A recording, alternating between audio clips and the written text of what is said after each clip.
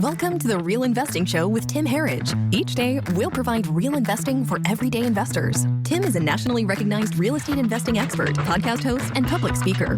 He built his businesses from the ground up and is here to help you do the same. Here is your host, Tim Herriage. Welcome back to Real Investing. I'm Tim Herriage. Thank you so much for your time today. We've got another question today from Nathan. Nathan writes, is what you are seeing taking place, like buyers backing out of contracts, less buyers overall, and tons of price reductions, a sign I should back off?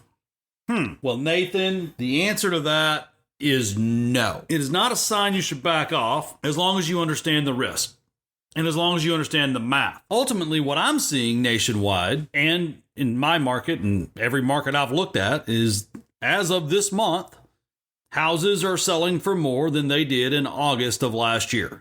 And I said this yesterday or the day before, can't remember.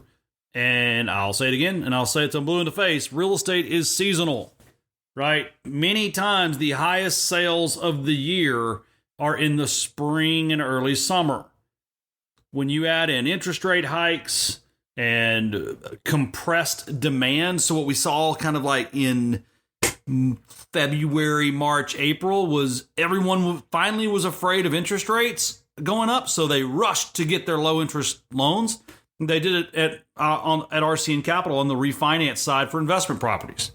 So we're seeing some elasticity, right? The market's stretching a little. Days on the market are up. Price reductions are up.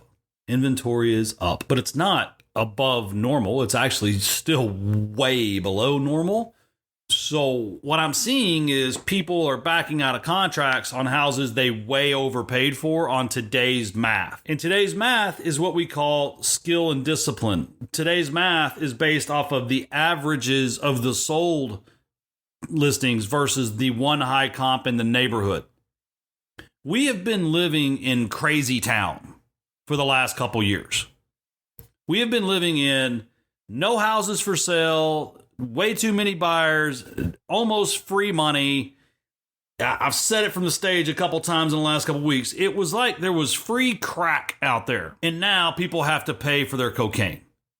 And I know that sounds a little, cavalier, but that's just the way it is.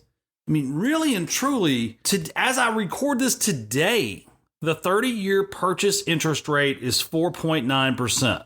That's a great rate. At RCN Capital, we're loaning money to real estate investors on 30-year fixed loans in the 6% range. That's a great rate.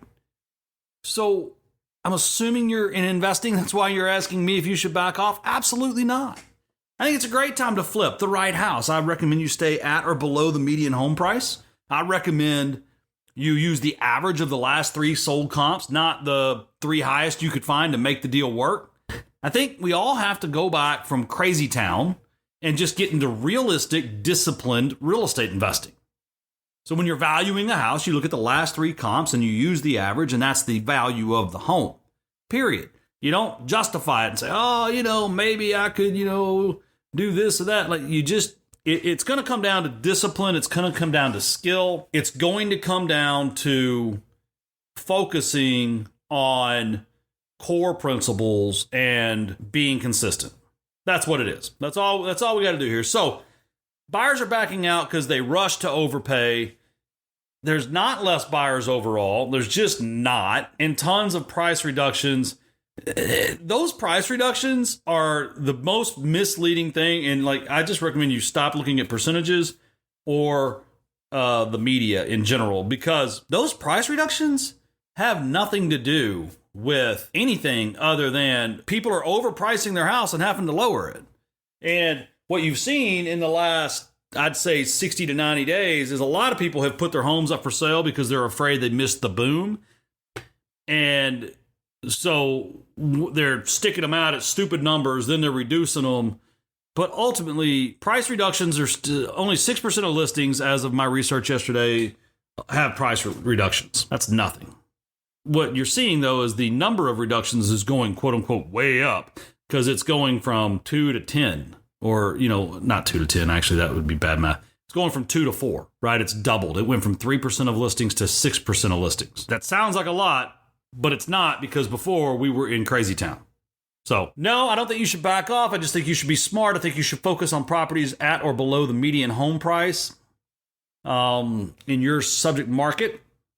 I think rent growth has a way to go still. It's not done. So that's my advice, Nathan. Thank you for writing in. If this helps, please let me know.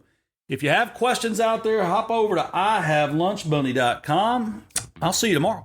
Thank you for hanging out with us today on Real Investing. If you have questions, comments, or feedback, please visit ihavelunchmoney.com.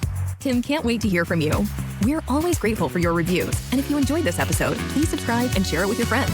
Remember, the business is the vehicle, not the dream. See you next time.